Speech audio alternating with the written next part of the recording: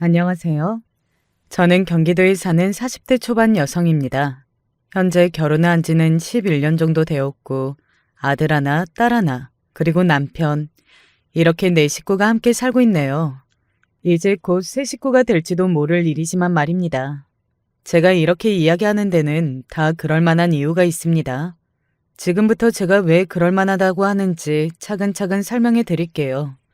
저와 남편은 중매 결혼을 했습니다. 정확히는 중매라기보다는 소개팅이긴 한데 어쨌든 누군가가 소개해서 만나게 되어 결혼까지 간 거니 중매라고 볼 수도 있겠네요. 사실 저는 첫 만남에 남편에게 크게 호감을 느끼지는 못했지만 남편이 저를 굉장히 마음에 들어 있어요. 그래서 저도 어느 순간 남편에게 마음이 갔던 것 같습니다. 원래 누군가가 나를 굉장히 좋아해주면 그 사람에게 호감을 느끼게 되기도 하고 뭐 그런 거잖아요. 저도 남편에게 그랬던 것 같아요. 그만큼 남편은 저를 참 많이 좋아해 줬습니다. 다 지난날 과거지만요. 또 하나 남편에게 호감을 느끼게 됐던 요소 중에 하나는 남편이 효자라는 것이었어요. 사실 이 부분은 결혼하게 될 때 여자분들이 많이 꺼리는 요소 중에 하나인데 저는 아니었습니다. 당시 제 생각으로는 어디서 이상한 남자나 또 자기 부모에게까지 잘하진 못하는 남자보다는 부모에게 잘하는 남자가 더 낫다고 생각할 때였거든요. 물론 지금은 그것도 적당히라고 생각은 하지만 당시에는 그렇게까지 생각을 하지는 못했습니다. 아무튼 남편은 저에게도 잘했고 부모님에게도 효자인 것 같았어요. 기본적으로 사람들에게 잘하고 배려심이 많고 뭐 그런 사람이라고 생각했고 만났기 때문에 결혼을 하게 된다면 이런 사람과 하는 게 맞겠다는 생각을 했었던 것 같습니다.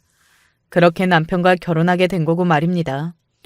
사실 결혼하게 되기까지 쉬웠던 건 아니었어요. 그 중에서도 가장 큰 고난은 바로 오늘 사연의 주인공이 되실 저희 시어머니였습니다. 시어머니는 자기 아들인 제 남편에 대한 사랑이 아주 각별한 분이셨어요. 뭐 이해를 아예 하지 못하는 건 아니었습니다. 일단은 남편은 어렵게 얻은 아들이었거든요. 남편 위로 누나가 둘 있는데 손이 귀한 집에서 아들을 낳지 못해서 시어머니는 본인의 시어머니에게 굉장히 많은 구박을 받았다고 해요.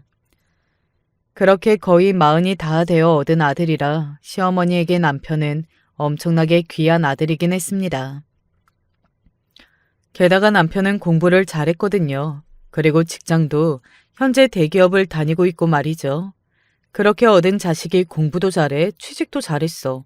그러면 당연히 눈에 넣어도 아프지 않을 만큼 귀하고 예쁜 아들이긴 했을 거예요.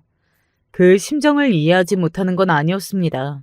하지만 그럼에도 불구하고 저희 시어머니는 심한 편이기는 했어요.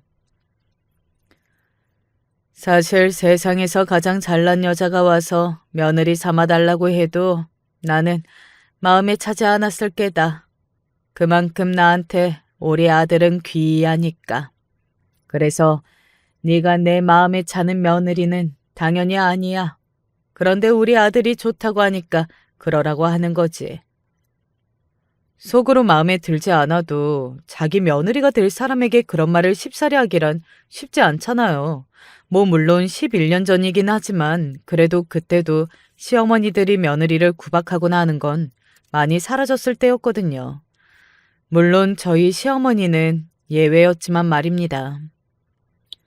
잘난 며느리 들여다 놓고 만족하는 것도 물론 좋게 하겠지만 그러면 우리 아들도 기가 죽을 것 같고 또 나도 편하게 대하지는 못할 것 같으니 너 같은 며느리 들이는 것도 나쁘지는 않겠다 싶어. 아무리 맞는 말이라고 해도 사람 면전에다 대놓고 그런 말을 하는 건 너무 무례하지 않나요?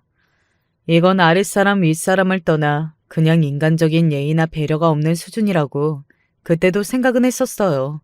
하지만 중간에서 남편이 잘했습니다. 그때는요. 에이, 그래도 수아도 남의 집 귀한 딸인데 너무 그렇게 말씀하지는 마세요. 수아도 수아 집에서는 엄청나게 귀한 딸이에요. 아들이랑 같니? 요즘 세상에 그런 게 어딨어요. 어머니, 밖에서 그런 말씀하시면 옛날 사람이라고 누가 뭐라고 해요. 남편이 그렇게 이야기하면 입을 삐죽이고는 그냥 넘어가셨습니다. 남편에게 안 좋은 엄마 소리는 죽기보다 듣기 싫어하시는 분이었거든요. 물론 난관은 그뿐만이 아니었어요. 원래 시댁에서 저희 집을 해주기로 하셨거든요. 그런데 어느 날 시어머니가 저와 남편을 불러서 이런 말씀을 하셨습니다. 너희들 주려고 했던 아파트가 지금 때가 조금 안 맞아서 당분간은 못 들어가게 될 것 같구나. 공사 일정이 뒤로 밀렸나 봐. 신축 아파트에 들어가기로 되어 있었는데 공사 일정이 맞지 않아 당분간은 자기 집에서 살라면서 말이죠. 저는 솔직히 그러고 싶지 않았습니다. 그래서 제가 혼자 살던 집에 당분간 살다가 완공이 되면 들어가겠다고 했어요. 그랬더니 시어머니가 정색을 하고서는 이렇게 말씀하시더군요. 왜? 나랑 같이 살기가 그렇게 싫으냐? 아침에 짧게라도 같이 살아보면 정도 붙이고 친해지면 좋지 않니? 평생 가족으로 살 사이인데. 아무리 좋은 사람들끼리 만난다고 해도 고부간은 어쩔 수 없는 불편함이 조금은 있기 마련이잖아요. 하물며 저를 그다지 좋아하지 않는 게 눈에 빤히 보이는 시어머니는 저로서는 당연히 피하고 싶은 존재였습니다. 그래서 우물쭈물하고 있는데 남편이 이렇게 말을 했어요. 그래, 뭐 완공까지 1년 조금 더 미뤄졌다니까 그동안은 어머님 말씀처럼 지내보는 것도 좋을 것 같기는 해. 이제 한 가족이잖아.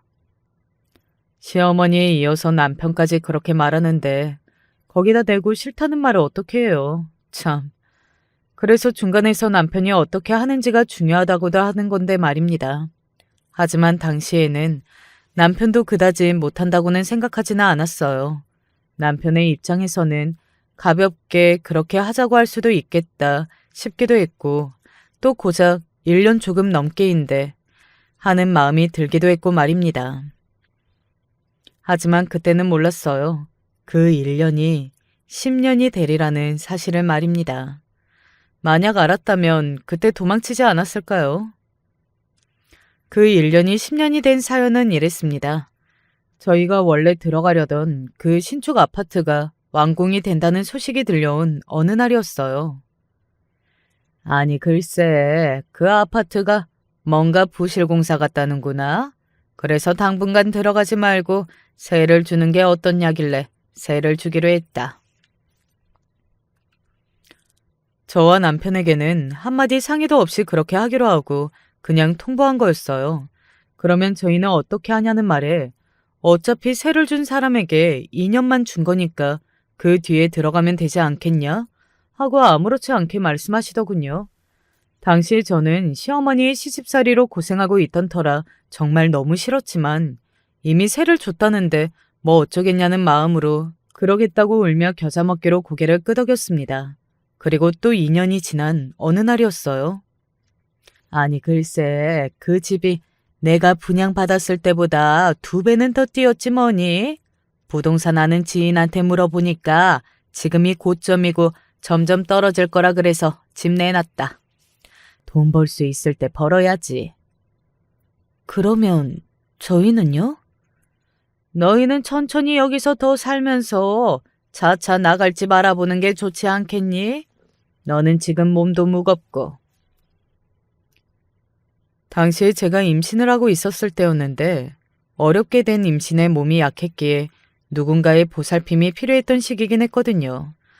그리고 당시에는 제가 어렵게 임신했다는 이유로 시어머니가 잠깐 잘해주셨던 시기였기 때문에 저도 그냥 그러겠다고 했습니다.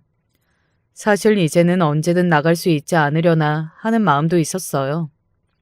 하지만 아이를 낳고 키우고 1년이 3년이 되고 5년이 되고 10년이 되는 동안 갖가지 이유로 저희의 분가를 반대하셨습니다.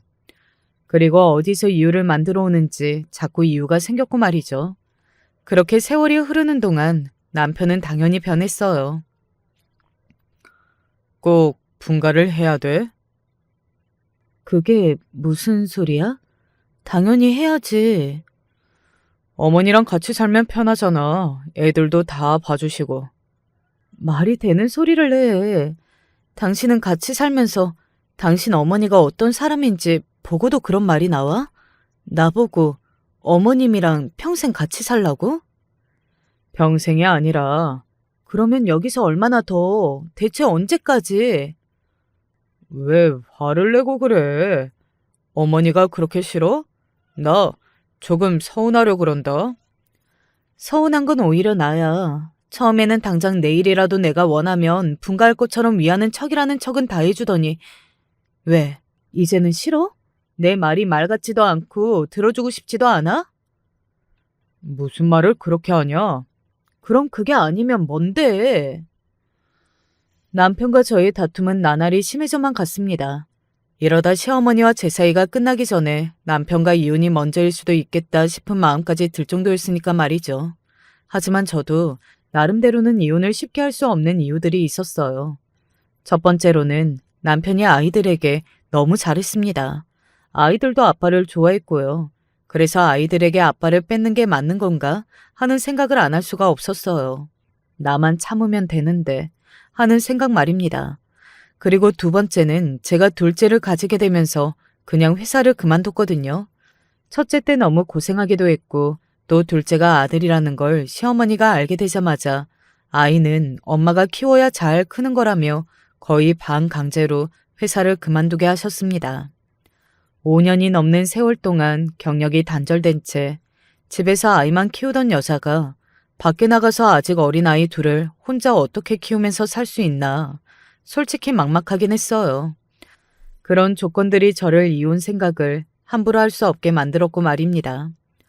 그럼에도 불구하고 제가 지금 이혼을 마음먹게 만든 저희 시어머니가 정말이지 대단한 분이라는 생각이 드네요. 그러면 이제는 저희 시어머니가 저한테 어떻게 시집살이 시켰는지 대충 이야기해 볼게요. 일단 모든 집안 살림을 제가 다 했습니다. 그리고 시어머니는 정말이지 엄청나게 깐깐하신 분이셨어요. 여기 문틀에 먼지가 제대로 안 닦였잖니? 나 기관지 약해서 집에 먼지 많으면 안 되는 거 모르니? 대청소라는 건 침대도 다 드러내고 소파도 다 드러내서 그 밑까지 다 하는 거라고 내가 몇 번을 말했어?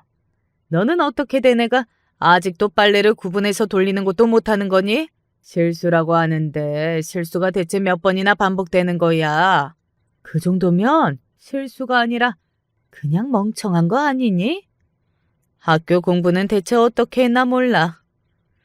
어느 날은 말이 조금 심하다 싶으면 제가 먼저 이야기를 하기도 했어요. 어머님, 말씀이 조금 지나치신 것 같은데요. 내 말이 지나쳐? 네가 지나친 건 생각 안 하고? 내가 너 때문에 속이 터지는 건 안 보이고 그런 말 좀 들었다고 이렇게 어른한테 바락바락 말대꾸를 또 해야겠어?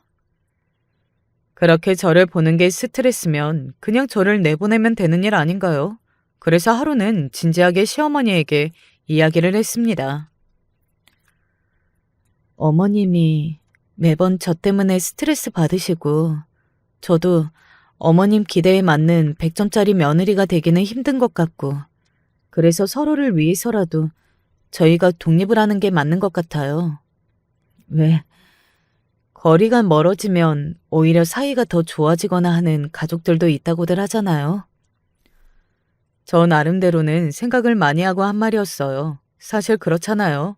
시어머니는 저를 볼 때마다 화를 내셨고 저도 더는 그걸 견딜 수 없었고 말입니다. 그때가 결혼하고 6년쯤 됐을 때였을 거예요. 저도 정말 많이 참고 한 말이었습니다. 저는 나름 괜찮게 이야기했다고 생각했어요. 하지만 시어머니는 아니었나 보더라고요. 완전히 넘어갈 듯 뒷목을 잡으며 고래고래 소리를 지르셨습니다. 저는 그렇게 악을 쓰는 시어머니의 모습은 처음 본 거였어요. 네가 지금 내가 잔소리한다고 나가겠다고 그러는 거니? 어디서 어른이 잔소리를 좀 했기로써니 나가겠다는 등 그런 소리를 하는 거야. 누가 100점짜리 며느리 하래? 기본만 하라는 거잖아, 기본만. 네가 이렇게 못하는데 지금 내 아들이랑 손주를 너한테 맡기고 분가를 시키라는 거니? 나는 절대 못한다. 절대. 그리고 그날 저녁 시어머니에게 무슨 이야기를 어떻게 들은 건지 남편도 저에게 한마디 하더군요. 정말이지 기가 차서 원. 어머니한테 나가겠다고 협박 같은 거 했다며? 협박이라니? 그게 무슨 소리야? 어머니가 그러시던데 당신은 자기 마음에 차는 며느리가 될 수 없을 것 같으니 나가겠다가 하면서 협박했다고. 기가 막혀서. 그게 무슨 협박이야. 나는 어머니가 사사건건 내가 하는 걸 다 싫어하시니까 이렇게 사이가 악화될 바에 그냥 조금 떨어져 지내보는 것도 방법이다 싶다고 말한 거지. 그거야. 당신이 조금 더 잘하면. 내가 여기서 어떻게 더 잘해? 당신, 내가 하는 거 보고도 그래? 뭘 그렇게 소리를 지르고 그래. 알겠어, 알겠어. 내가 한번 잘 말해볼게. 남편은 사태의 심각성을 조금이라도 안 건지 아니면 당시에 제가 너무 화가 머리 끝까지 나 있는 게 보이니까 수습하려고 한 말인지는 몰라도 시어머니에게 분가에 대해 진지하게 이야기해보겠다고 하더군요. 하지만 소용없었습니다. 어머니가 지금 이렇게 나가는 거면 집 안 해주신대. 당신 모아둔 돈 없어? 내가 가지고 있는 돈이랑 당신이 모아둔 돈 있으면 보태서 나가면 되는 거지. 꼭 어머니가 해주셔야 돼? 우리가 무슨 미성년자도 아니고. 제 그 말에 남편의 표정이 갑자기 굉장히 곤란해지더군요. 아니, 조금만 참으면 어머님이 집을 해주시는데 아깝잖아. 당신도 화만 내지 말고 이성적으로 좀 생각을 해봐. 집이 한 푼, 두 푼도 아닌데. 남편의 말도 일리가 전혀 없지는 않았습니다. 요즘 같은 시대에 부모님이 집을 해주는 건 굉장히 도움이 많이 되기는 하죠. 게다가 저희가 부자도 아니었고 어찌되었든 남편이 외벌이를 하고 있었으니 말입니다. 하지만 며칠을 아무리 생각해봐도 저는 나가는 게 맞겠더라고요. 그래서 남편에게 다시 진지하게 말했습니다. 애들 조금만 더 크면 나도 일 구해볼 테니까 우리 그냥 나가자. 내가 정말 도저히 못 견딜 것 같아서 그래. 지금 그것 때문에 조금만 더 참고 살다가는 내가 먼저 죽을 것 같다고. 그냥 조금 작은 집이라도 나가서 마음 편하게 살고 싶어. 제가 그렇게 이야기하자 남편은 엄청나게 당황하더라고요. 그리고 한참을 망설이더니 정말 믿을 수 없는 말들을 하기 시작했습니다. 아직도 떠올리면 기가 막히고 코가 막혀요. 여보, 그게 사실은... 이라며 곤란한 듯 입을 뗀 남편은 정말이지 엄청난 이야기를 하더군요. 회사 동료를 믿고 거의 가지고 있는 전 재산을 투자했는데 다 날렸다고 말이죠. 처음에는 제가 지금 무슨 말을 듣는 건가 했던 것 같아요. 지금 저 사람이 하는 말이 무슨 말인지도 모르겠고 이게 꿈인지 생시인지도 모르겠고 말이죠. 그래서 내가 돈이 하나도 없어. 그러니까 결국 남편은 자기가 돈이 없어서 독립하지 못하는 거면서 혹시나 그걸 저에게 들킬까봐 더더욱 시댁에 사는 걸 좋다는 식으로 그렇게 이야기를 해왔던 거였더라고요. 그리고 저만 빼고 이 사실을 모두가 다 알고 있었습니다. 아마 시어머니는 그래서 저한테 더 당당하게 구셨던 것 같아요. 어차피 나가지 못할 거라는 걸 너무 잘 알고 있으니까 말이죠. 저는 그때 처음으로 생각했습니다. 아, 이 사람과는 먼 미래까지 꿈꾸는 게 아닌 것 같다. 라는 생각 말이죠. 구체적으로 이혼을 할 거다, 어떻게 할 거다, 이런 계획을 짜고 실행에 옮긴 건 아니었지만 내 밥그릇은 내가 챙기고 나 살 길은 내가 마련해야겠다는 생각을 그때 처음 했던 것 같아요. 남편만 믿고 있을 수는 없겠다고 말입니다. 그래서 그때쯤부터 일을 다시 시작했습니다. 뭐 대단한 일을 한 건 아니었고 예전에 같이 일하던 분이 작게 회사를 차리셨는데 거기에 아르바이트 겸해서 갔어요. 물론 시어머니가 반대를 하긴 했습니다. 아니, 네 남편이 돈을 못 벌어다 주는 것도 아니고 시댁에 살면서 다른 비용이 드는 것도 아닌데 네가 돈은 벌어서 뭐하게? 살림도 못하는 게? 평소라면 그런 말에 별다른 대꾸를 하진 못했겠지만 남편이 자신의 돈을 홀라당 다 날려먹었다는 걸 저도 안 다음이잖아요. 그래서 당당하게 이야기했어요. 애 아빠를 도저히 믿을 수가 없어서요. 뭐? 그렇게 대책 없이 자기가 가진 전 재산을 한 방에 잃은 사람인데 다음에 또 그러지 말라는 보장이 어디 있겠어요? 남편만 믿고 있다가는 큰일 나겠다는 생각 들던데요. 저도 벌 수 있을 때 버는 게 맞는 것 같아요. 아마 평소라면 노발대발해서 내 아들이 어쩌고 저쩌고를 했을 텐데 자기 아들이 저질러둔 일이 있으니 더 이상 별말 하지 못하더군요.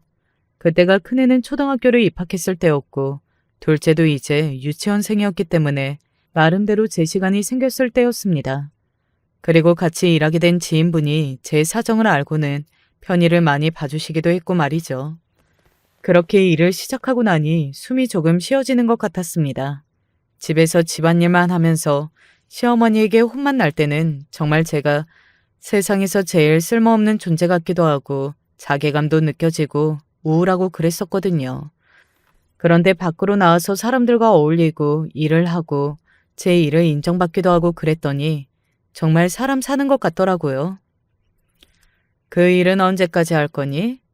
하지만 시어머니는 제가 일하는 것을 계속해서 마음에 들어하지 않으셨습니다. 할 수 있을 때까지요.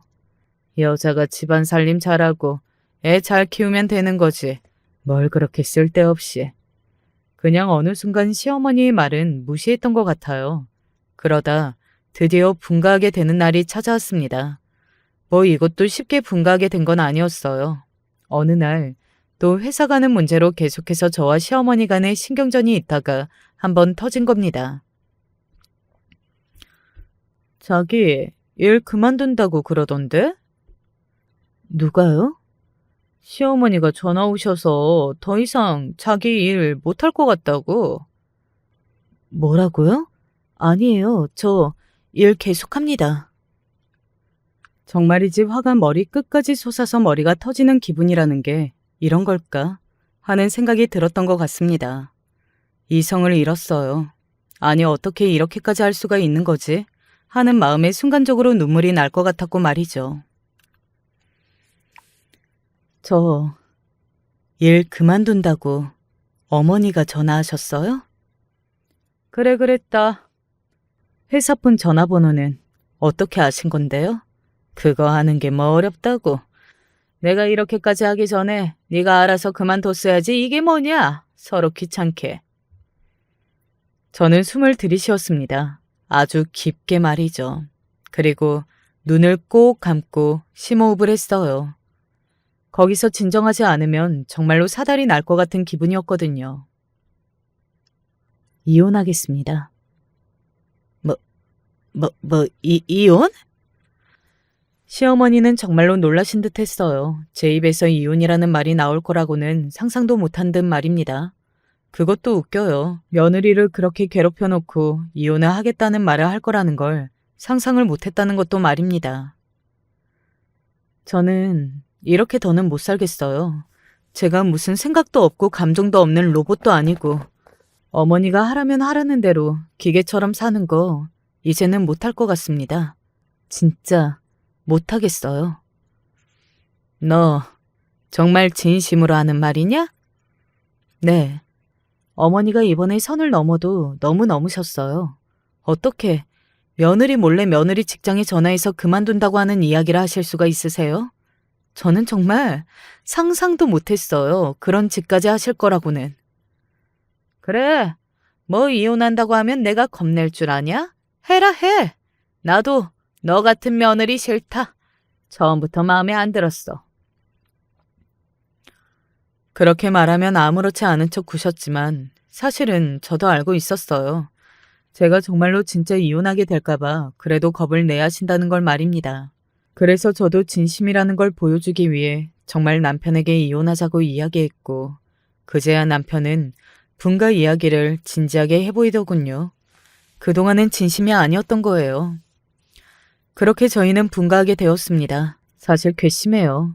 그동안은 진지하게 이야기해보겠다 했던 게 사실 진심이 있던 게 아니었던 거고 이렇게 쉽게 할 수 있으면서 안 했다는 거니까요. 하지만 그런 마음도 분가를 했다는 그 기쁨에 다 용서해 줄 수 있었습니다.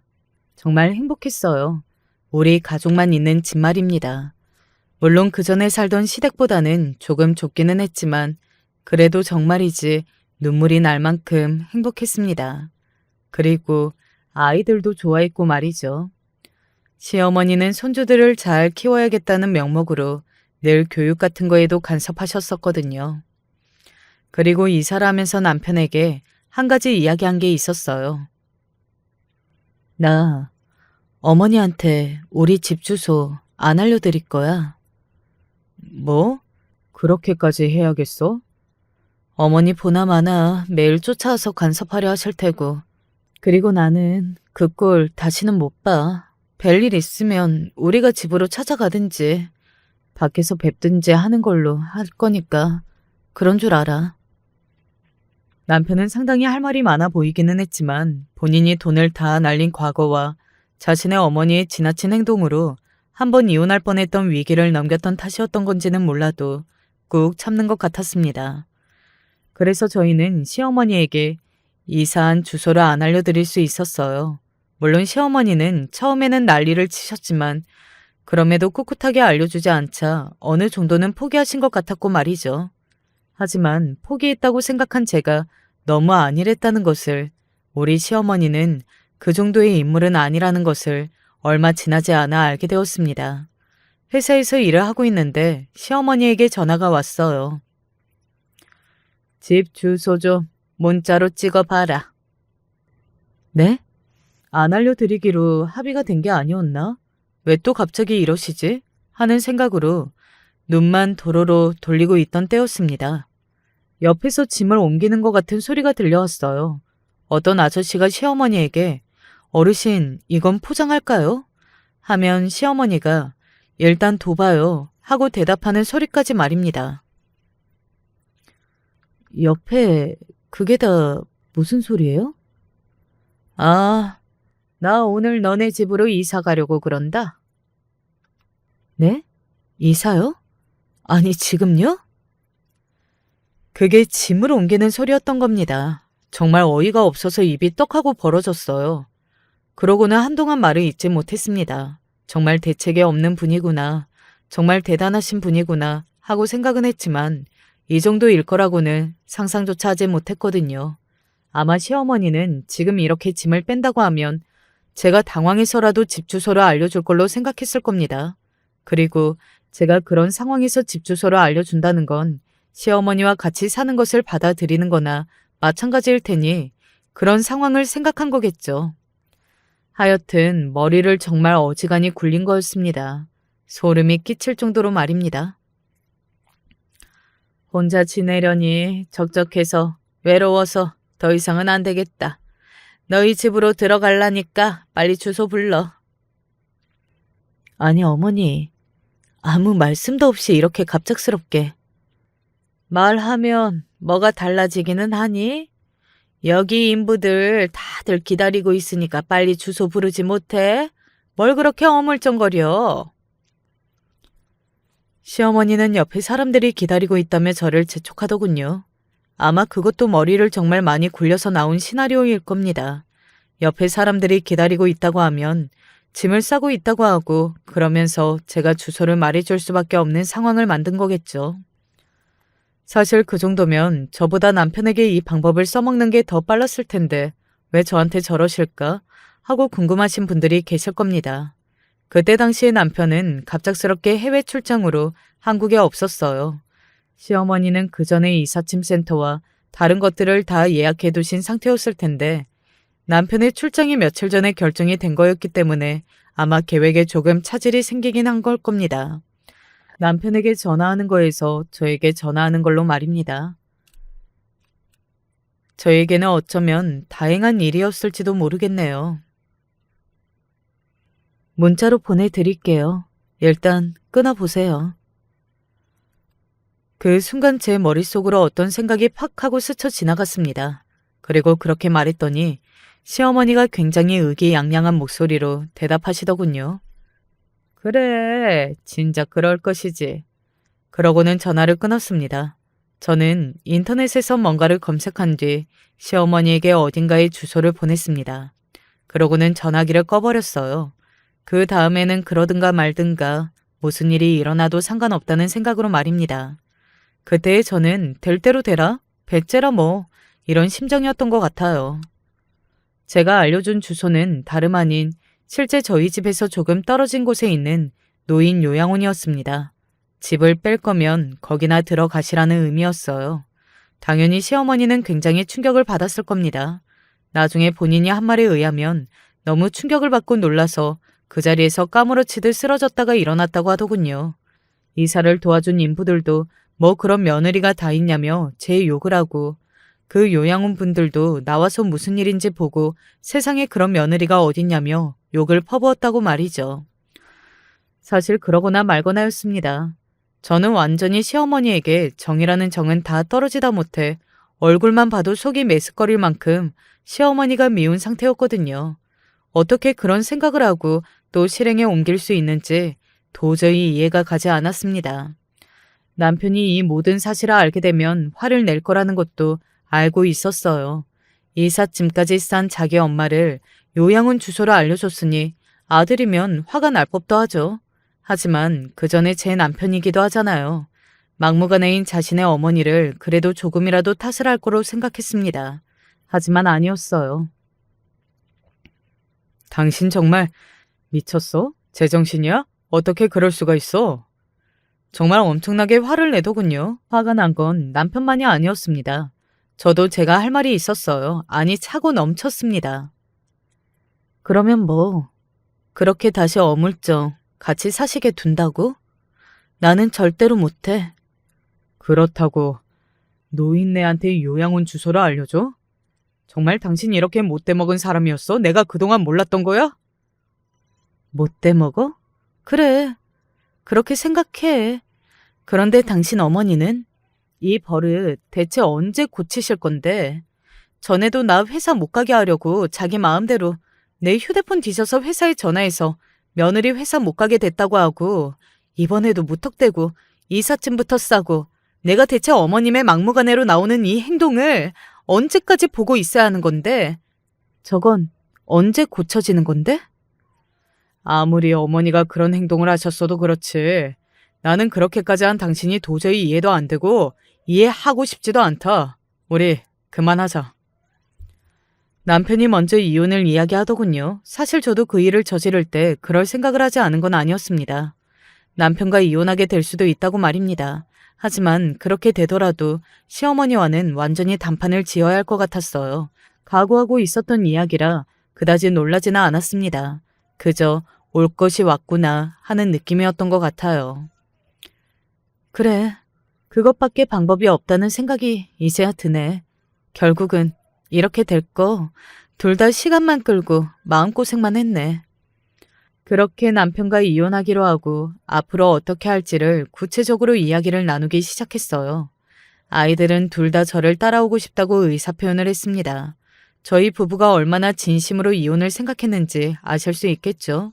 아이들의 의견까지 다 물어봤을 정도면 말입니다. 지금 생각해도 아이들에게는 너무나 미안한 부분이에요. 어쨌든 아이들은 죄가 없잖아요. 시어머니는 본인이 원래 살던 집으로 돌아간 상태였습니다. 집을 정리한 건 아니었어요. 그냥 짐을 챙겨서 우리 집으로 들어온 뒤 나중에 정리할 생각이었던 건지 아니면 주소를 알아내려 그랬던 건지 아니면 저를 골탕 먹이고 싶었던 건지는 아직도 잘 모르겠습니다.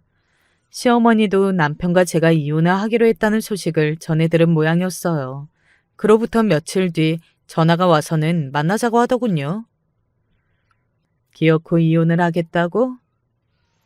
저를 기어코 이혼을 하게 만든 건 다름 아닌 어머님이세요. 나는 너같이 독한 년은 처음 본다. 시어머니가 이렇게까지 하면 포기를 하고 회사를 그만두던지 아니면 집 주소를 알려주던지 해야 하는 거 아니니?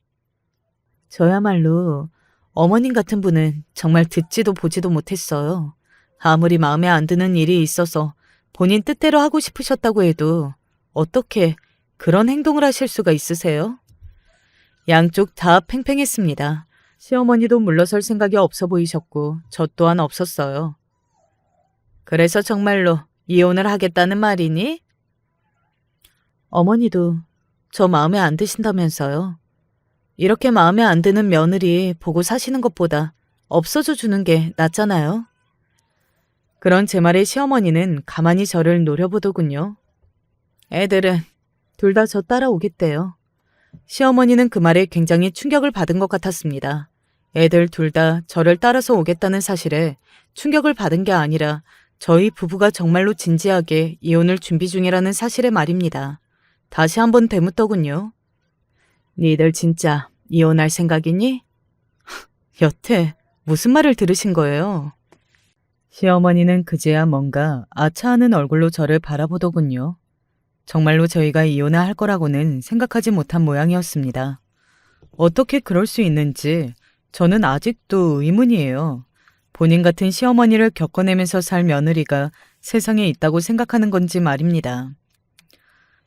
그날 그렇게 대화를 마무리하고 돌아간 시어머니는 남편을 불러서 여러 이야기를 나눈 것 같았습니다.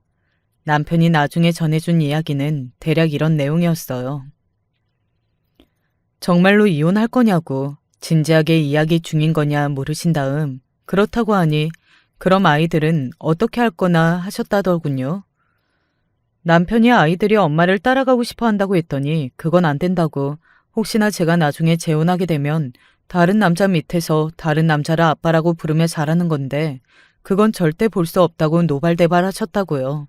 솔직히 그 부분도 걱정이긴 하셨을 테지만 저는 시어머니가 그간 살림을 저한테 다 떠맡겨 놓고 본인은 입으로만 이거 해라 저거 해라 하면서 편안하게 지낸 게 너무 적응된 게 아닐까 싶었던 적도 있어요.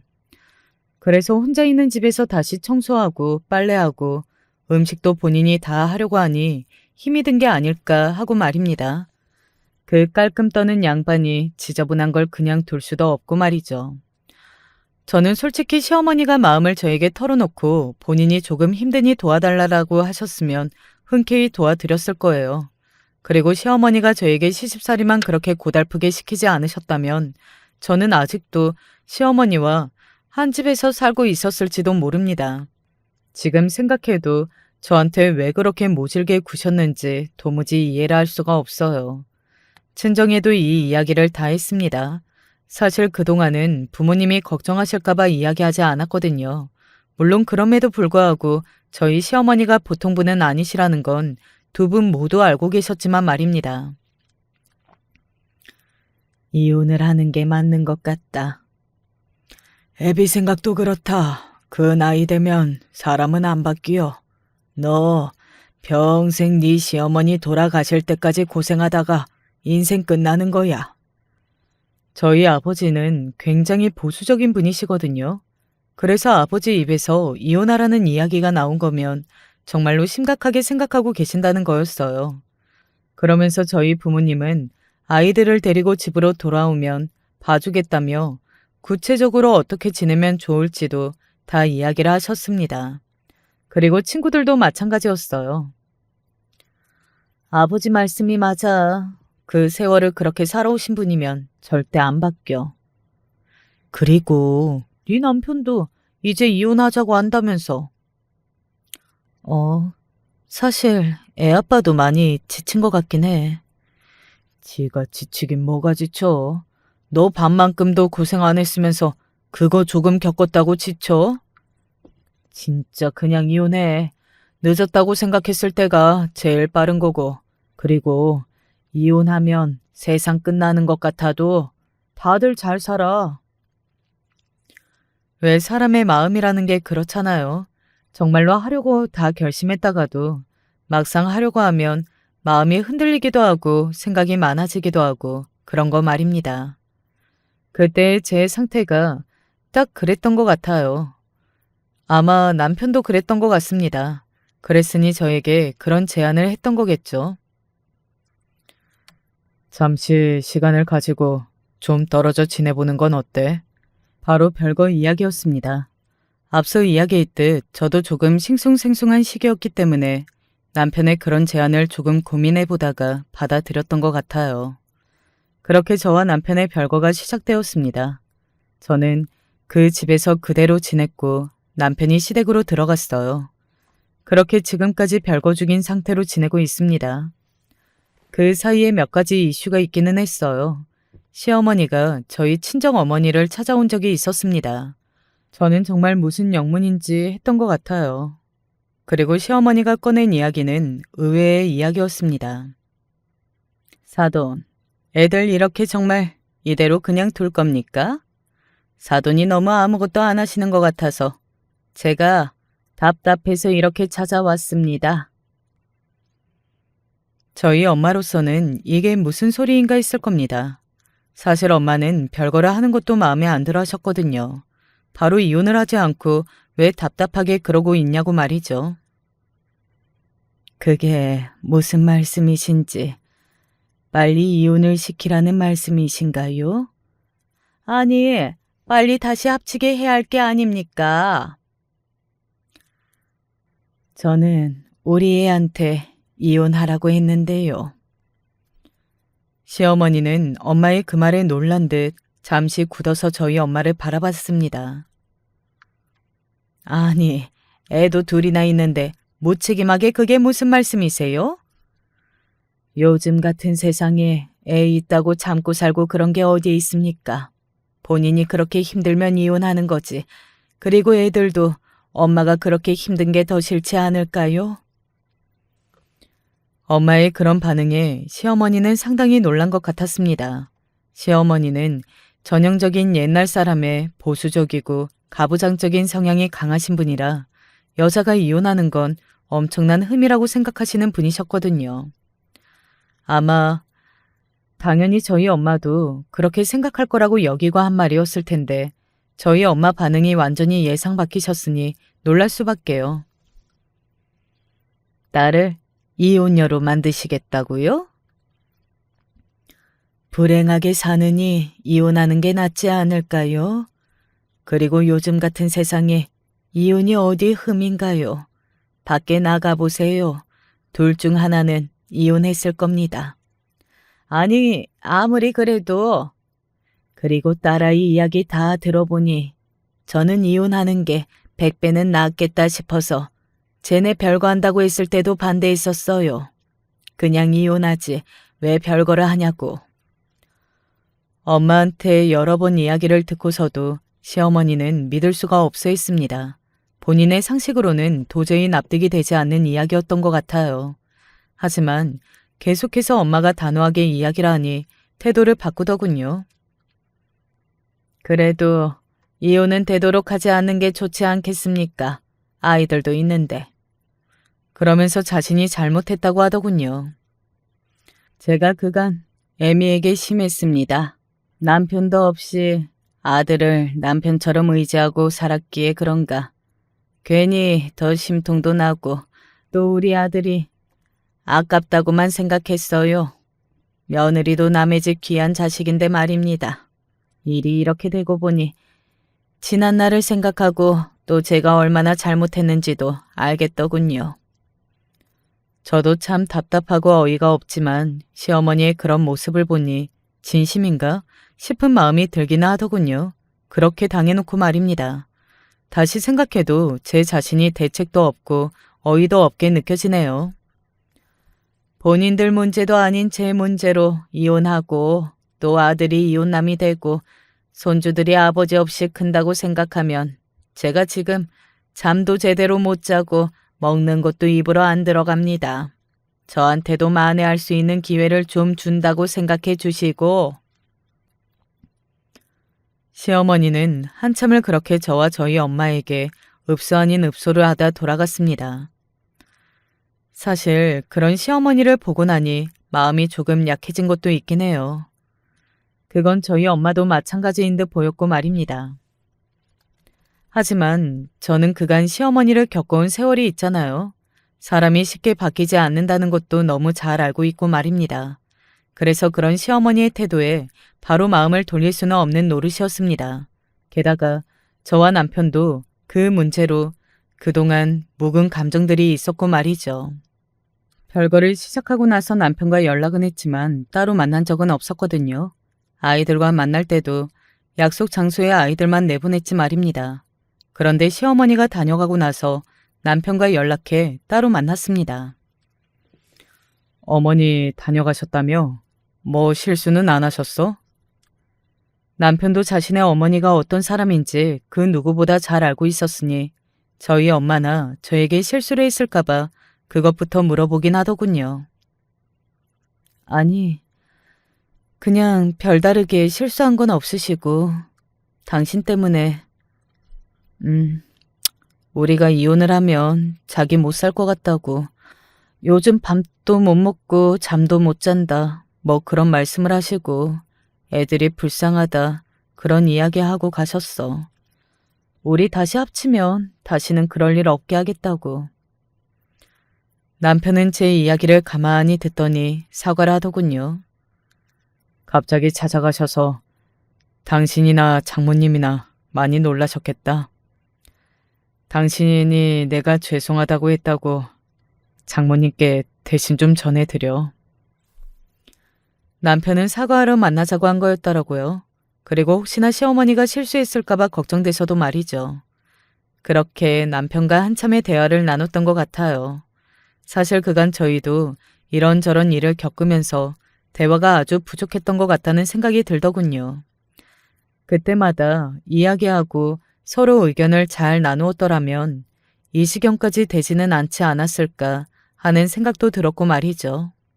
시어머니가 다녀가시고 또 남편과 그렇게 만나서 많은 이야기를 나누고 나니 여러 생각들이 많아지기는 했습니다. 사실 남편과 저 자체는 그렇게 큰 문제가 있는 건 아니었잖아요. 물론 살면서 실망을 한 적도 있고 의견이 달랐던 적도 있었고 서운했었던 적도 있었지만 그런 일만으로는 이혼할 정도는 아니기는 했던 것 같고 말이죠. 만약에 시어머니가 계시지 않고 저와 남편 그리고 아이들 이렇게만 살았다면 별 문제 없이 아직도 평화롭게 잘 살았을 것 같기는 합니다. 그런 생각을 하니 이혼을 하는 게 꼭 답이라는 생각이 사라지더라고요. 그러면서 요즘 굉장히 고민이 많아지기는 했습니다. 저는 시어머니가 완전히 바뀔 거라고는 전혀 생각하지는 않아요. 물론 그 전보다 조심은 하실 수도 있겠지만 만약에 지금 남편과 다시 합친다면 그 전에 어머니를 겪을 마음은 어느 정도는 각오하는 게 맞겠죠. 하지만 그걸 생각하면 정말 가슴이 답답해져 오거든요. 사실 오늘 이렇게 구구절절 제 생각이나 이야기를 써가면서 이런 상황을 여러분들에게 자세히 설명해 드리는 것도 다 여러분의 의견을 너무 듣고 싶어서 그런 겁니다. 저 혼자 생각해서는 도저히 답이 나오는 문제는 아닌 것 같아서 말이죠. 물론 부모님에게도 친구들에게도 다 물어보긴 했지만 그래도 더 많은 분의 이야기를 들어보고 싶어서 말이죠. 하도 답답하니 이렇게 사연을 보내게 됐네요. 여러분이 저라도 답답할 것 같지 않으신가요? 제가 조금이라도 안타깝다는 생각이 드신다면 의견 한 줄씩만 적어주시면 너무 감사하겠습니다. 제가 다시 합칠지 고민하는 가장 큰 부분을 차지하는 건 사실 아이들이긴 합니다. 아이들과 남편이 여전히 사이가 좋고 또 아이들이 아빠를 찾거든요. 그런 아이들을 볼 때마다 왜인지 모르게 제가 죄를 짓고 있는 것만 같은 생각이 들긴 해요. 하지만 또 시어머니를 생각하면 도저히 용기가 나지 않고 말이죠. 저는 솔직히 이제 객관적인 생각이나 판단을 내릴 수 없어진 것 같아요. 그리고 제 주변 사람들도 저에게 너무 많은 이야기들을 들어서 조금 그런 것 같고 말이죠. 처음 제 이야기를 듣는 분들의 생각이 너무 궁금합니다. 다 듣고서 어떻게 생각하셨는지, 제가 어떻게 하는 게 맞는 것 같은 건지 꼭 많이 의견 남겨주세요. 저는 여러분께 제 숙제를 안겨드린 건 아닌지 하는 걱정이 조금 들기도 하네요. 하지만 공감해 주신 분들이라면 의견도 남겨주실 거라고 믿습니다. 사실 혼자 결정하기 어려운 일이긴 하잖아요.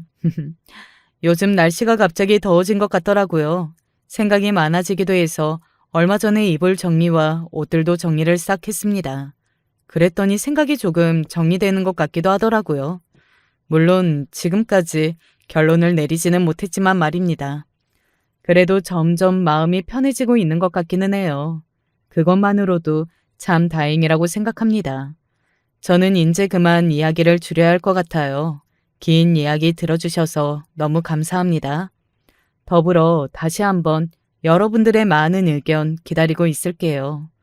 올해 미세먼지가 심하다고 하는데 외출하실 때 꼭 마스크 챙겨서 나가시고요. 무엇보다 건강이 제일 중요한 거 아시죠? 언제 어디서나 늘 건강하세요. 감사합니다. 안녕하세요. 서울 중랑구에 사는 김현수라고 합니다. 최근 속 시원한 복수를 하나 했는데 이 얘기를 들려드리면서 여러분의 격려도 얻고 또 저와 같은 일을 겪으신 분들께 작은 위로도 드리고 싶어 사연을 보내봅니다.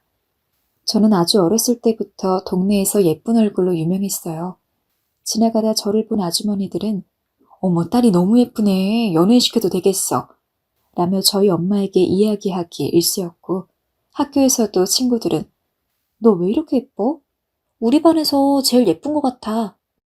라는 말을 하며 제 미모를 부러워했습니다. 보통 중학생 시절에 미모에 있어서 마의 구간이라고 하는데 저는 그때도 반에서 그리고 더 나아가서 전교에서 예쁜 애로 손꼽힐 정도였습니다. 그렇게 매일같이 예쁘다는 소리를 들으니까 자연스레 제 얼굴에 대한 자신감은 높아졌고 그 때문인지 남자친구를 사귀더라도 어지간한 사람이랑은 만나고 싶지 않더라고요. 지금 생각해보면 조금은 속물인 것 같기도 하고 어린 나이니 그런 생각을 했다 싶지만 당시 저는 남자친구를 사귈 때 돈과 얼굴을 가장 중점적으로 보았습니다. 돈이 많으면 얼굴이 조금 못생겨도 괜찮고 얼굴이 잘생겼으면 돈이 조금 없어도 괜찮았어요. 경험한 바로 어린 시절부터 여자의 미모는 큰 경쟁력이라는 것을 알고 있었고 저는 자연스레 이를 터득해서 제 외모에 값을 매겨 저와 동등할 수 있는 남자친구를 원했습니다. 그 조건이 바로 돈이나 얼굴이었던 거였습니다. 같이 걸어다닌다고 생각했을 때 저와 수준이 맞는 얼굴이라면 굳이 다른 게 괜찮을 필요 없었고 만약에 같이 다녔을 때 제가 훨씬 더 월등하다면 모자란 얼굴을 채워야 되는 조건이 바로 돈이었습니다. 특히나 대학교에 가서는 이런 저의 신념이 더욱 강해졌어요. 어릴 때는 얼굴이 비슷한 남자친구는 종종 만났어도 사실 돈이 많은 남자친구는 거의 못 만났거든요. 아무래도 학생이면 용돈을 받아 쓸 수밖에 없고 아무런 제한 없이 돈을 펑펑 쓰고 다니기 위해선 어지간한 재벌이 아니면 불가능하니까요. 하지만 이것도 대학에 오니 달라지더라고요. 대학을 가니 잘생긴 사람들도 중고등학교 시절보다 훨씬 많았고 돈이 많아서 여유 있게 펑펑 쓰고 다니는 사람들도 비교할 수 없을 정도로 많았습니다. 다행스럽게도 대학교 때도 과내에서는 물론 타과에서도 제가 유명할 만큼 인기가 많았어요. 그러다 보니 조금 거만한 말일 수도 있겠지만 남자친구를 사귈 때 그렇게 어려운 점은 없었습니다. 저한테 고백을 해오는 사람들 중에서 제가 생각하는 조건에 맞는 사람만 골라서 사귀면 되었거든요. 제가 지금까지 얼굴이랑 돈 이야기를 해서 여러분들 중 몇몇 분들은 제가 마치 남자의 겉모습만 보면서 돈을 뜯어먹는다고 생각하시는 분들도 있으시겠지만 사실 저는 그저 단순히 제가 생각하는 저의 기준에 맞는 사람을 만나고 싶었던 것뿐이지 상대방이 돈이 많다고 해서 무작정 얻어먹고만 다닌다거나 혹은 얼굴이 별로라고 해서 누군가를 헐뜯고 다닌 적은 단 한 번도 없었습니다. 그런 건 무척 예의 없는 짓이니까요. 다만 흔히 사람들이 결혼할 사람을 고를 때 그 사람의 집안이 어떤지 혹은 그 사람이 어떤 직장에 다니는지 학벌은 어떤지 조건을 따지는 것처럼 단지 저는 연애를 할 때 조금 까다롭게 따졌고 그 조건이 돈과 얼굴이었을 뿐이었습니다. 그렇게 저는 여러 사람과 만나고 헤어지면서 꽤 자유분방한 연애를 했습니다. 하지만 그것도 대학을 졸업하고 회사를 들어가니 요원해지더라고요. 일이 너무 바쁘고 돈을 벌기 바쁘다 보니 새로운 사람을 만날 틈이 없었죠. 주변에서 소개팅을 해주겠다는 제의도 들어왔고 기존에 알고 지내던 남자들 중에서도 저한테 은근히 관심을 표하며 시간을 나면 밥이나 먹자는 식으로 연락을 해오는 사람들도 많았지만 그 어떤 곳에도 응할 시간적 여유가 없었습니다. 아마 이 시기가 제 인생에서 가장 바빴던 시기인 것 같아요. 당시 제가 들어갔던 회사는 생긴 지 얼마 안 된 신생기업이었는데 거의 제가 초창기 멤버다 보니 할 일이 많을 수밖에 없더라고요. 야근은 일상이었고 때로는 주말까지 출근해서 일을 해야 했습니다.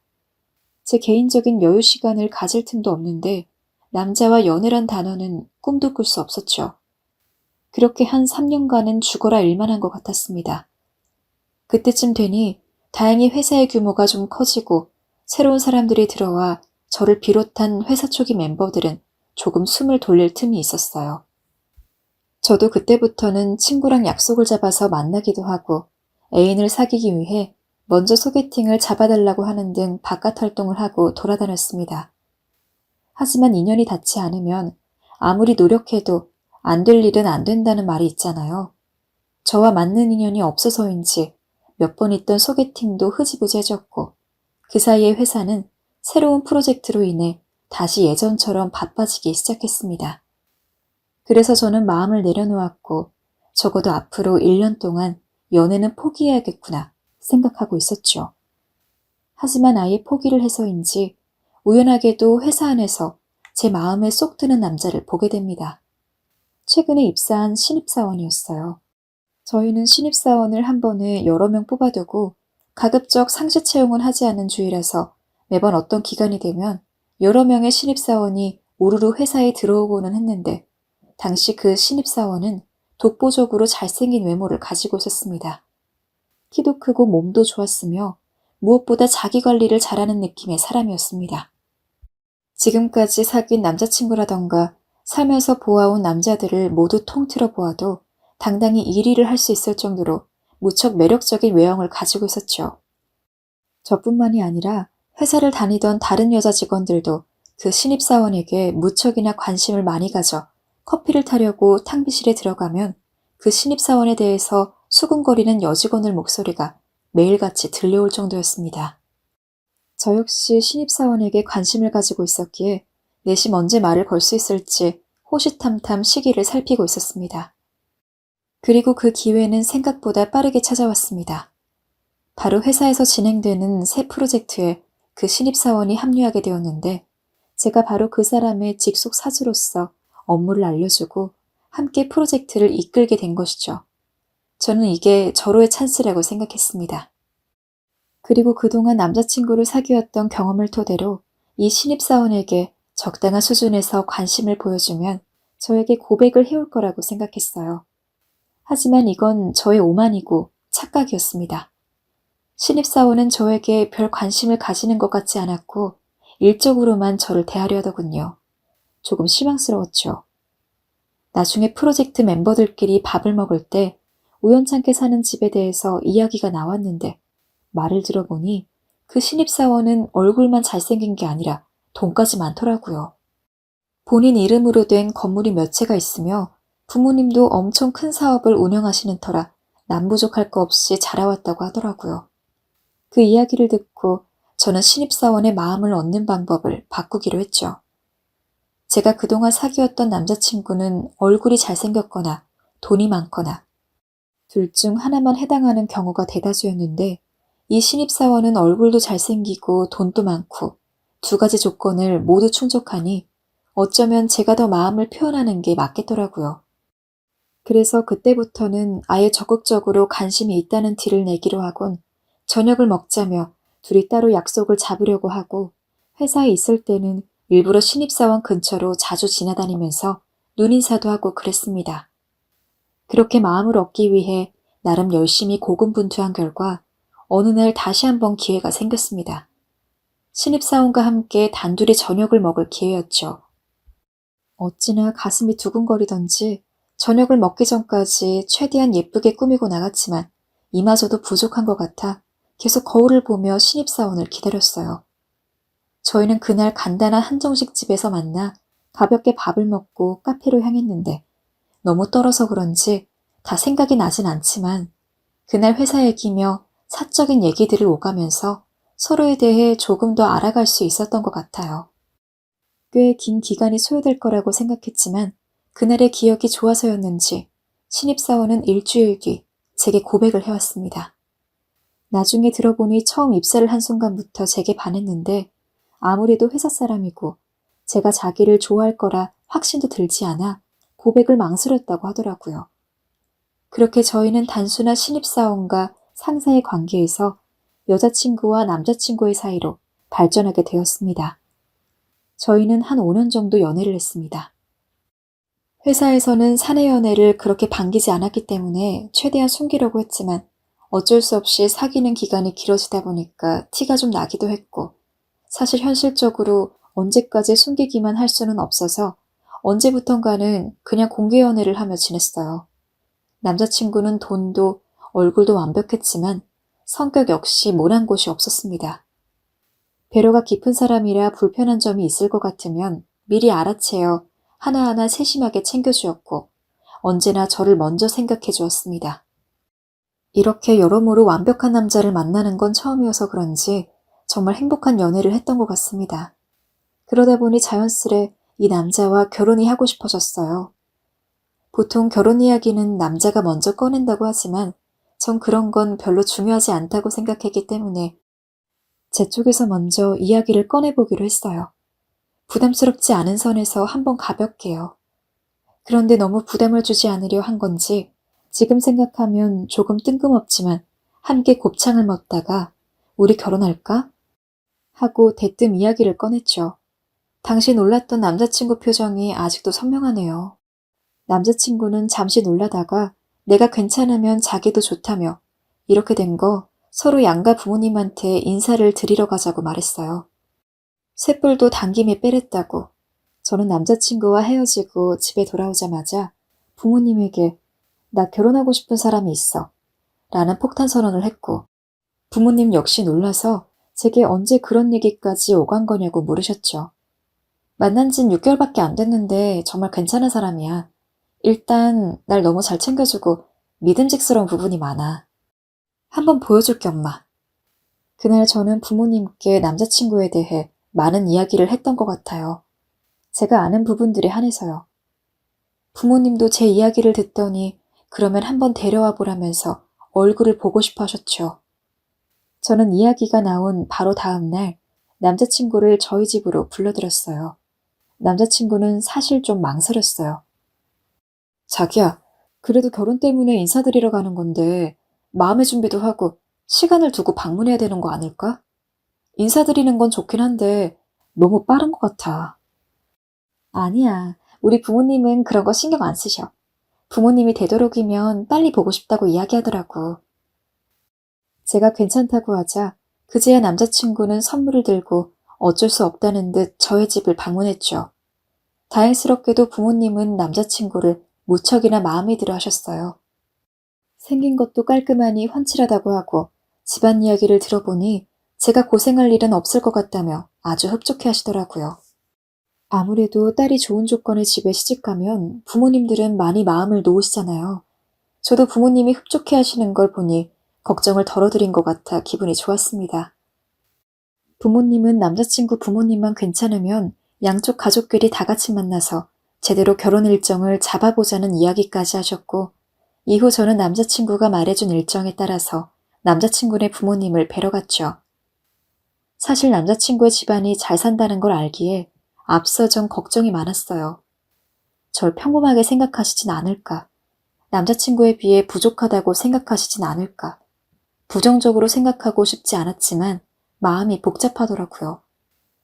남자친구는 부모님이 마음에 들어 하실 거라고 안심하라 했지만 만나기 전날까지도 전 너무 떨려서 어찌해야 할지 몰랐어요. 그런데 다행스럽게도 남자친구 부모님께선 참하게 생겼다며 보자마자 저를 마음에 들어 하셨고 만나는 날부터 한 식구처럼 대해주셨어요. 또 농담을 잘하시는 성격이라 툭툭 우스갯소리를 던지기도 하셨죠. 저는 내심 다행이라 여기며 가슴을 쓸어내렸고 그 길로 양쪽 가족의 상견례 날짜를 잡아서 다시 한번 만나기로 했습니다. 상견례는 무난하게 진행이 되었어요. 화기애애한 분위기에서 서로 이야기를 주고받았고 저희 부모님도 남자친구의 부모님도 모두 서로를 배려하며 조심스럽게 대화를 이어나갔습니다. 모든 게 성공적으로 흘러가고 있었어요. 그런데 결혼을 앞두고 일이 하나 터지고 말았어요. 바로 남자친구 쪽에서 터진 문제였습니다. 어느 날 남자친구와 바람을 쐴 겸 드라이브를 하던 중 남자친구가 화장실을 간 사이 낯선 번호로 전화가 걸려와 받아보았더니 여자인 거예요. 누구세요? 저 영훈이 친구인데요. 영훈이 좀 바꿔주실래요? 여자는 잔뜩 술에 취해 있었고 발음도 꼬여 있었어요. 순간 심장이 쿵 떨어지더라고요. 이 밤에 누구인가 싶어 누구냐 물었더니 때마침 남자친구가 들어왔어요. 남자친구는 전화를 바로 받아 지금 여자친구와 있다며 나중에 통화하자고 하고 끊었습니다.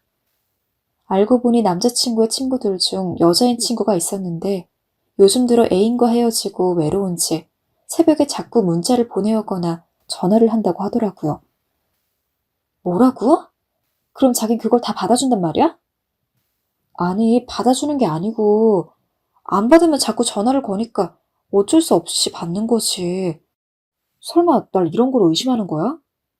아니, 그게 아니고 나는 자기가 워낙 괜찮은 사람이니까 그렇지. 내가 자기를 좋아했던 것처럼 다른 여자들도 자기를 충분히 탐낼 수 있다고. 밤늦게 전화 걸어오는 건 너무 이상한 행동이잖아. 나한테 왜 미리 얘기 안 한 거야? 왜 숨기다가 이렇게 알게 해? 굳이 그걸 못하러 얘기해. 자기 걱정을 꼭 뻔히 하는데. 오히려 결혼 앞두고 있는 상황에서 이런 거 시시콜콜 다 말하는 게 이상한 거 아니야?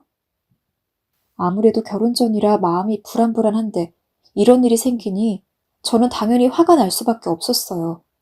아마 이 사건 때문에 남자친구와 결혼 준비 이래로 처음으로 크게 싸웠던 것 같아요. 그래도 남자친구가 제게 사과를 했고 이 사건 이후 제 마음을 달래주기 위해 더 잘해주자 저도 마음이 많이 풀렸어요.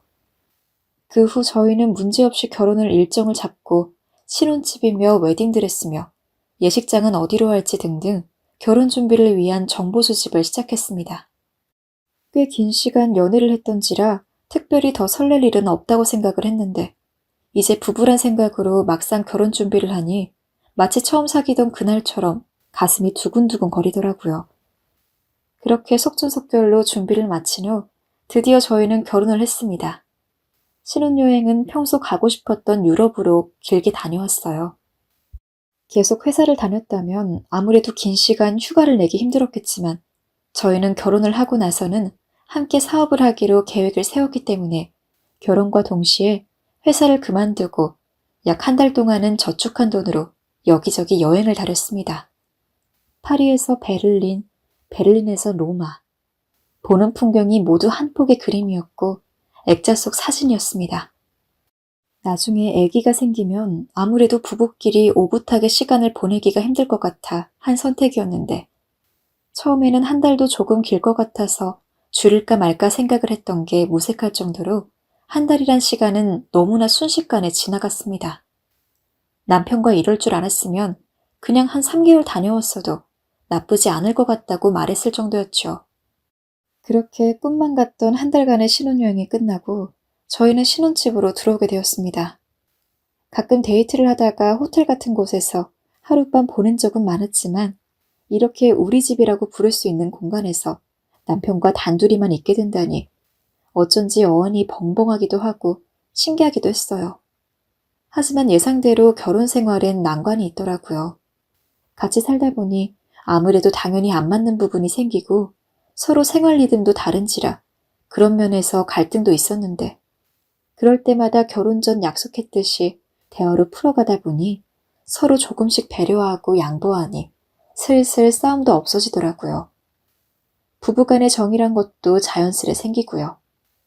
그렇게 지혜롭게 신혼생활을 2년 정도 했을 때쯤엔 저희에게 소중한 딸도 생겼습니다. 딸을 낳은 뒤론 전업주부가 되었어요. 처음엔 저도 남편의 사업을 열심히 도왔지만 사업이 어느 정도 평탄해지고 순조로워지자 그쯤 되니 굳이 저까지 도울 필요가 없어져 남편도 저도 그런 결정을 내리게 되었죠. 사실 너무 오래 일을 해왔고 일하는 것 자체를 좋아하는지라 집에서 애 키우고 살림을 하는 전업주부 생활이 안 맞을 거라고 막연하게 생각해왔는데 막상 해보니 그 생활도 적성에 맞더라고요. 요리하는 것도 즐겁고 아이가 울면 달래주는 것도 그리 힘들지 않았고 제 하루를 이루는 모든 요소들이 다 행복이었습니다. 게다가 퇴근 시간이 되면 늦지 않게 돌아오는 남편까지 있으니 비로소 인생이 어떤 안정적인 궤도 안으로 들어온 것 같이 마음이 편안했어요. 이렇게 영원히 만족스러운 결혼 생활을 할 수 있길 바라고 또 바랬죠. 하지만 그토록 바라던 행복은 그리 오래가지 않았습니다. 언제부턴가 남편이 사업이 바쁘다는 이야기를 하면서 집에 늦게 들어오더라고요. 처음 몇 번은 그런가 보다 했죠. 저 역시 남편을 도와서 같은 사업을 해왔기에 어느 정도 사업이 돌아가는 모습도 알고 있었고, 저와 함께 일하던 시기에도 비정기적으로 평소보다 더 바빴던 날들이 있었기 때문에 이번에도 그런 날이 있는 것 같다고 생각하고 넘겼거든요. 하지만 남편이 제 시간에 들어오는 날보다 늦게 들어오는 날이 더 많아지자 뭔가 이상하더라고요. 그저 제 의심일 뿐이라 생각하고 싶었지만 아닌 것 같았어요. 게다가 남편은 집에 와도 어느 순간부터 저와 이야기를 하거나 딸과 놀기보다는 서재에 들어가서 전화를 하는 일이 더 많아졌어요.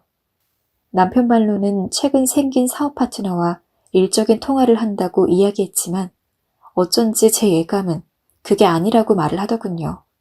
그래서 혹시나 싶은 마음에 남편에게 나 부모님 보고 싶어서 일주일 동안만 친정에 가 있으려고 하는데 그때까지 혼자 있을 수 있어? 우리 애기도 데려갈 거야. 엄마가 손주 보고 싶대서. 라고 말을 했더니 남편이 눈에 띄게 반색하는 얼굴로 장모님 보고 싶구나? 천천히 다녀와. 더 오래 있어도 되고. 라고 하더군요. 그때 저는 정말 남편에게 무슨 일이 생겼구나 짐작했습니다.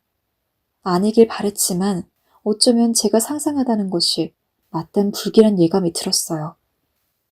전 차를 몰고 친정댁에 가서 잠시 딸아이를 맡겨두고 다시 돌아와선 집에서 좀 떨어진 곳에 차를 주차했습니다. 차 안에선 수많은 생각이 들었던 것 같아요. 정말 남편이 불륜을 저지르고 있는 게 맞을까? 설마 딸아이가 있는데, 우리 딸이 있는데 그럴 수 있을까? 아닐 거야. 그래도 몇 년을 함께 살아온 사람인데, 우리가 함께 보낸 시간이 있는데, 남편에 대한 불신과 믿음이 왔다 갔다 하며 저를 흔들었습니다. 허나 고통스런 진실일지라도 제가 알아야 미래를 대비할 수 있다고 생각했어요. 이대로 남편을 믿는 척 했다간 제 속만 타들어갈 것 같았고요. 그래서 주변에 적당한 호텔을 골라 체크인을 하고 일주일 동안 시간이 나는 대로 남편을 미행하여 어떤 행동을 하는지 알아보기로 했습니다. 며칠간은 별다를 게 없었습니다. 아침이 되면 남편은 회사로 출근을 해서 일을 하는 듯 했고 저녁이 되면 혼자 집에 돌아왔어요. 그 모습을 보다 보니 남편에 대한 신뢰가 생기면서 너무 안심이 되더라고요. 이때부턴 그래, 내가 요즘 신경이 예민했어 하는 생각도 들면서 이제 곧 집에 돌아가도 되겠다 생각했죠. 하지만 미행을 시작한 5번째 날 회사에서 돌아온 남편이 웬 어린 여자의 허리를 끌어안고 함께 집으로 들어가더라고요. 순간 머리가 하얘졌어요. 단순히 직장 동료나 사업 파트너라면 굳이 그렇게 친밀하게 붙어있을 이유도 없었고 무엇보다도 둘이 집으로 들어가면서 나눈 이야기들이 꼭 연인들이 나누는 대화랑 별다를 게 없었거든요. 촉이 안 좋다는 예감이 괜히 든 게 아니었습니다. 그 모습을 본 저는 분노로 온몸이 부들부들 떨렸고 한참 핸들 위에서 고개를 들지 못하고 입술만 깨물었던 것 같아요. 그러다 겨우 정신을 차리고 일부러 한 10분쯤 뒤에 집으로 향했습니다. 바로 들어가면 결정적인 순간을 못 잡을 것 같아서요. 시계를 확인하고 대충 이 정도면 됐을 것 같다는 생각이 들었을 때 저는 집 앞에서 최대한 빠르게 보안키 비밀번호를 눌러서 집 안으로 들어갔고 평소와는 다르게 굳게 닫혀있는 안방문 문고리를 잡고 거의 밀치다시피 확 열었습니다. 아니나 다를까 남편은 여자와 반쯤 벗은 채로 침대에 누워있다가 제가 갑자기 들어오니 화들짝 놀라서 일어나더라고요. 남편과 바람을 피웠던 여자는 제가 들어오자마자 옷을 대충 입곤 후다닥 밖으로 나갔고 혼자 남은 남편은 멍한 얼굴로 절 보다가 이내 제 앞에 무릎을 꿇었습니다.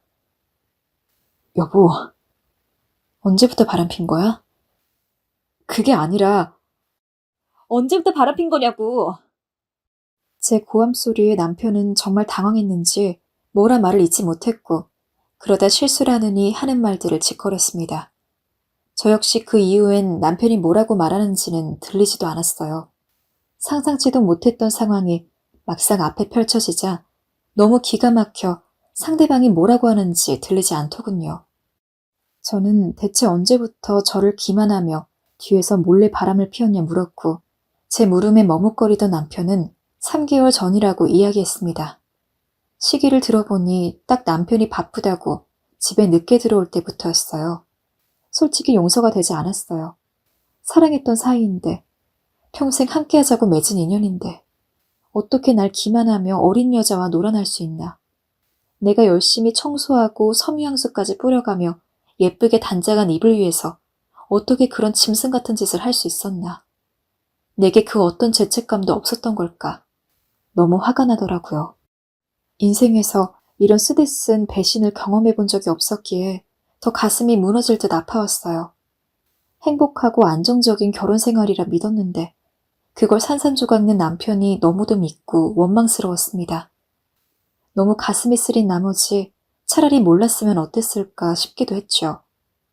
하지만 그냥 헤어지기에는 딸이 있었기 때문에 섣불리 이혼을 결정할 수가 없었습니다. 젊었을 때부터 이런 일이 있으면 자식이 있다 해도 나는 꼭 이혼할 거라고 생각했는데 막상 자식이 있다 보니 그런 결정이 쉽지 않더라고요. 자식에겐 죄가 없으니까요.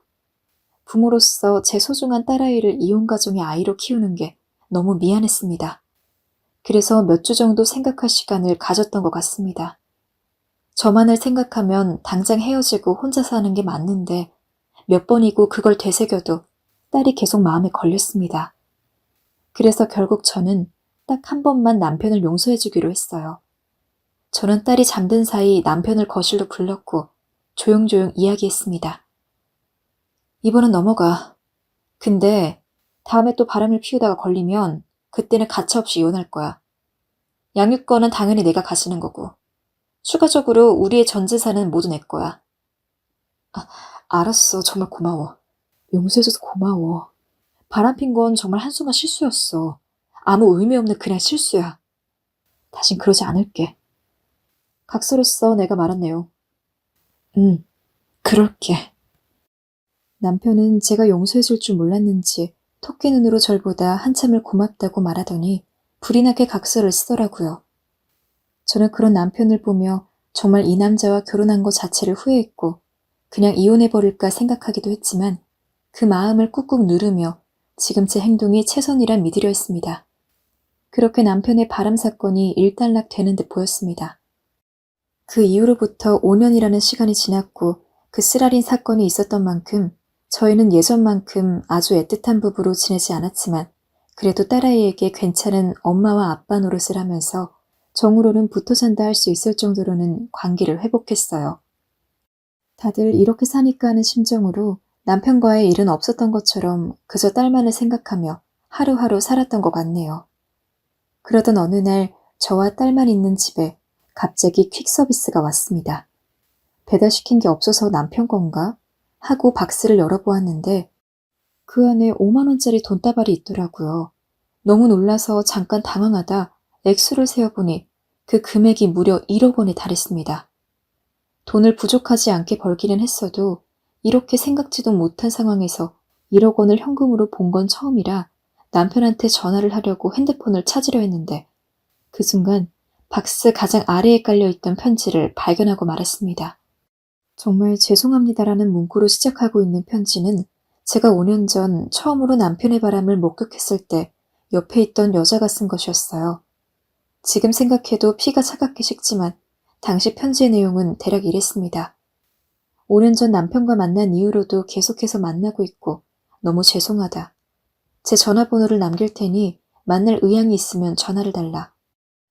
드릴 말이 있다는 내용이었죠. 편지를 받자마자 저는 충격에 휩싸여 가스레인지에 올려놓은 국이 다 타버릴 때까지 그 자리에서 꼼짝도 하지 못했어요. 나에게 그렇게 다짐해놓고 또 뒤에서 바람을 피워대고 있었다는 사실이 믿기지 않았어요. 정신을 차린 건 딸이 잠에서 깨어나 이상한 냄새가 난다며 절 흔들어댔을 때였어요. 전 일단 애써 정신을 추스르고 불을 끈 뒤 딸을 재우고 조용히 집 밖으로 나왔습니다. 그리고 그 여자에게 바로 전화를 걸어서 집 근처 카페로 당장 오라고 한 후 일방적으로 전화를 끊었습니다. 카페에 가 있으니 얼마 지나지 않아서 5년 전과 달리 조금 초췌한 모습의 여자가 제 자리로 다가왔고 여자는 저를 보자마자 대뜸 울면서 제 앞에서 무릎을 꿇었습니다. 죄송해요. 정말 죄송해요. 여자가 무릎까지 꿇으며 눈물을 흘리자 주변 사람들의 시선이 모두 저희에게로 향했죠. 저는 여자의 얼굴을 보자 다시 치밀어 오르는 화를 느끼며 물었습니다. 됐고, 대체 저 돈은 뭐예요? 그때 걸려놓고도 정신을 못 차렸나요? 그게... 여자는 한참을 머뭇거리고 제 눈치를 보았습니다. 부릅뜬 눈으로 제가 여자를 쳐다보고 있자 여잔 그제야 긴 이야기를 꺼냈습니다. 사실 말씀드렸다시피 저 영호 씨와 계속 만나고 있었어요. 사모님께 들킨 이후로 연락도 안 하고 있었는데 영호 씨한테 먼저 연락이 왔고 좋아하는 마음이 커서 그냥 몰래 계속 만났어요. 그리고 많이 놀라시겠지만 실은 저와 영훈 씨 사이에 아이도 있어요. 그런데 얼마 전에 그 인간이 다른 여자와 바람피는 걸, 그것도 저희 집에 미수 선생이랑 바람피는 걸 알게 됐어요. 그때 문득 사모님 생각이 나더라고요. 사모님이 저처럼 얼마나 힘드셨을지 상상이 되더라고요. 그래서 집으로 돈을 보냈고 사모님을 만나 뵙자고 한 거예요. 정말 죄송합니다. 바람이 한 가정을 망치는 일인지 몰랐어요. 이제야 알겠어요. 제가 지은 죄 돈으로라도 보상해드리고 싶습니다. 너무너무 죄송합니다. 계속 바람을 피고 있던 것도 모자라 아이를 가지고 있었다니 정말 하늘이 노래지더군요. 남편이란 놈은 짐승이 아니었고 짐승이란 꼬리표를 붙이기에도 아까운 쓰레기였던 거였죠. 한참을 저도 분노에 사로잡혀 말을 잇지 못하고 있는데 여자는 용서를 해주지 않는다고 하더라도 저를 만나서 꼭 사과하고 싶었다며 계속 용서를 빌었습니다. 저는 여자의 말을 귓등으로 들으며 남편의 지난 행동들을 하나하나 떠올렸습니다. 그때 머릿속에 스치는 게 하나 있었어요. 생각해보니 남편은 주말에 골프 약속이 있다며 나가곤 했습니다. 같이 골프 치는 친구라며 그 친구를 제게 소개시켜주기도 했고 전 그 친구가 집에 왔을 때 술상을 차려주기도 했죠. 그 모든 게 절 안심시키기 위한 거짓말이었던 거였죠. 머릿속에서 간신히 붙잡고 있던 이성의 줄 하나가 끊기는 기분이 들었습니다. 이만 일어나세요. 저는 일단 여자를 일으켜 세웠습니다. 남편도 문제고 이 여자도 문제였지만 더 여자의 얼굴을 보고 싶지 않았고 우선 남편부터 만나야 했으니까요. 그런데 갑자기 여자가 일어서려는 절 붙잡았고 상상도 못한 엄청난 이야기를 하더라고요. 저 사모님, 저 이대로 못 넘어가요. 못 넘어가면 어쩔 건데요? 복수라도 하려고요? 네, 저 그거라도 해야 살 것 같아요. 그런데 그 과정에서 사모님이 억울하게 휘말리지 않았으면 좋겠어요. 사실 그 이야기도 들을 겸 찾아온 거예요. 황당했습니다. 바람표 죄송하다 사죄하더니 이제 남편에게 복수를 하려 한다고 하니 이전이라면 앞에 있는 여자 뺨이라도 한 대 세게 때렸을 텐데 일단 이야기라도 들어보고 싶었어요. 어떻게 남편에게 복수를 할 계획인지 알고 싶었죠. 그 여자는 꽤 다부진 목소리로 남편이 미술 선생과 만나는 장소를 알고 있다 했고 그 현장을 덮칠 거라 했습니다. 미술학원의 열쇠도 미리 복사해 놓았으니 들어가는 건 문제가 아니라고 하면서요. 그거 내가 할게요. 그때 순간 제 입에서 그 말이 튀어나왔어요. 갑작스럽게 튀어나온 말에 스스로도 놀랐지만 남편에게 쓴 각서가 있는지라 이혼 소송을 준비하기 위해선 제게 무엇보다 확실한 증거가 필요했습니다. 그리고 이 분노를 입 다물게 하기 위해선 제대로 된 복수가 필요했어요. 정말 할 수 있으시겠어요? 그쪽도 저한테 걸려봐서 알잖아요. 아, 네. 저는 여자에게 그들이 만나는 장소를 문자로 찍어 보내달라고 한 뒤 그 자리에서 일어섰어요. 다리는 후들거리고 남편이 몇 년간이나 또 바람을 피워냈다는 사실은 여전히 믿고 싶지 않았지만 정신을 붙들어야 했습니다. 그리고 일이 이왕 이렇게 된 거 저는 빨리 마무리 짓기로 했습니다. 다음 날 남편이 바람을 핀다고 하는 미술학원 앞으로 갔어요. 몇 분을 기다리니 남편의 차로 보이는 흰색 차량이 보였고 차에서 내려 학원으로 들어가더라고요. 저는 조용히 남편을 두고 보며 불이 켜진 미술학원 위를 올려다보았습니다. 미술학원 선생으로 보이는 여자가 환히 웃으며 남편에게 손을 흔들더군요. 저는 그것을 사진으로 찍어두고 숨을 고르며 천천히 때를 기다렸습니다. 그리고 잠시 후 미술학원의 불이 꺼지더군요. 저는 열쇠를 들고 조용히 미술학원 앞으로 갔고 구멍에 열쇠를 넣어 조심스레 돌린 뒤 안으로 들어섰습니다. 불 꺼진 학원에선 이미 듣기 싫은 끔찍한 소리들이 가득했죠. 저는 천천히 카메라를 들고 소리가 나는 곳으로 향했습니다. 학원 내부가 컸기 때문에 방을 찾는 데까지 시간이 걸렸고 혹여나 그동안 발걸음 소리가 들릴까봐 조심스레 이동했습니다. 그리고 남편과 여자가 누워있을 방문 앞에 도착한 순간 마지막으로 숨을 골랐고 바로 핸드폰을 들고 현장을 덮쳤습니다. 남편은 절 보자마자 혼비백산이 되어 몸을 가릴 생각도 못했습니다. 남편보다 좋기 10살은 어려 보이는 여잔 들킨 게 처음인지 눈물마저 떨구었고요. 저는 차분한 눈빛으로 두 사람을 번갈아 보다 여자를 먼저 보냈죠. 여자와는 더 할 말이 없었으니까요.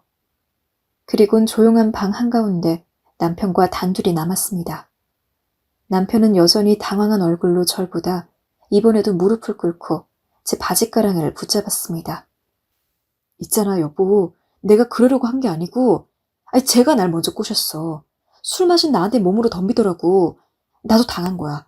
제가 내 술에 뭘 탄 게 분명해. 그래? 응. 나도 정신을 놓았어. 그래도 미안해, 여보.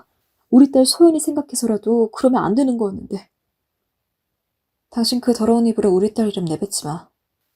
여보, 아니 현수야. 나도 당한 거라니까. 꼭 팸한테 당한 거라고. 나도 억울해.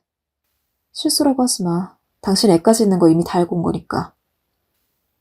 남편은 애라는 단어에서 놀라더니 어떻게 알았냐며 그 여자를 만났냐고 물었습니다.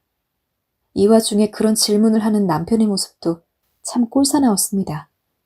남편에게 진실을 알려주어 고통스럽게 하는 것도 나쁘지 않겠더라고요. 그래서 저는 우리 집으로 도착한 현금 1억과 그 여자와 나눈 이야기를 차근차근 들려주었습니다. 이야기를 듣던 남편의 얼굴은 점점 새하얗게 질렸고 땀이 비질비질 흘러 턱끝까지 떨어졌습니다. 마지막으로 전 각서 이야기를 꺼냈습니다. 당신 손으로 직접 쓴 각서 기억하냐면서요. 남편도 5년 전 썼던 각서를 기억하는지 입 밖으로 앓는 소리를 내었습니다. 남편이 기억한다는 걸 확인한 후 전 뒤돌아섰습니다. 그런데 남편은 끝까지 추악한 모습을 버리지 못하더군요. 돌아서려는 절 붙잡더니 소리를 지르더라고요.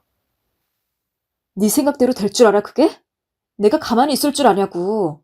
재산이 왜 다 네 거야? 다 내가 힘든 게 번 돈이야. 집안에서 빈둥빈둥 한 것도 없는 네가 왜 그 돈을 가져? 전 천천히 뒤를 돌았고 남편과 두 눈을 맞추며 남편에게 다가갔습니다. 남편은 흠칫 놀라 뒤로 한 발 물러서더군요. 두고 봐, 어떻게 되는지 보자고.